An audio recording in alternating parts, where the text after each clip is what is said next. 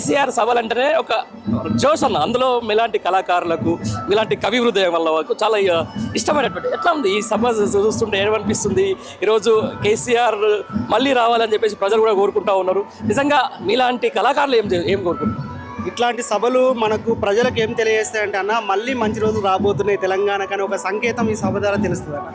అంతేనా? రైట్ అన్న. మొత్తానికి మీరు రాసిన ఏదైతే పాటలు ఉంటాయో కేసీఆర్కి సంబంధించిన పాట చాలా వైరల్ కూడా అయితే ఉంటాయి. బాగా చాలా ఆర్ద్రతతో రాస్తారు మీరు రాసే ప్రతి ఒక్క పదం.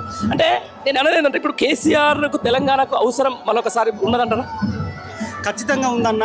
తెలంగాణ ఎందుకు రావాలి, తెలంగాణ ప్రజలకు ఏం కావాలన్న ఆకాంక్షను అవపోసన బట్టి తెలంగాణ కోసం సుదీర్ఘకాలం పోరాటం చేసి సాధించుకొచ్చిన నాయకుడిగా ఆయనకు తెలంగాణ పట్ల, అభివృద్ధి పట్ల పూర్తి అవగాహనతో ఉన్నాడు. కాబట్టి మళ్ళీ కేసీఆర్ వస్తే కనుక తెలంగాణ ఇప్పుడు ఏదైతే కోల్పోతున్నదో అది తిరిగి సాధించుకోవడమే కాకుండా భవిష్యత్తులో ప్రపంచంలోనే ఒక నెంబర్ 1 స్టేట్గా ఎదుగుతుంది అన్న.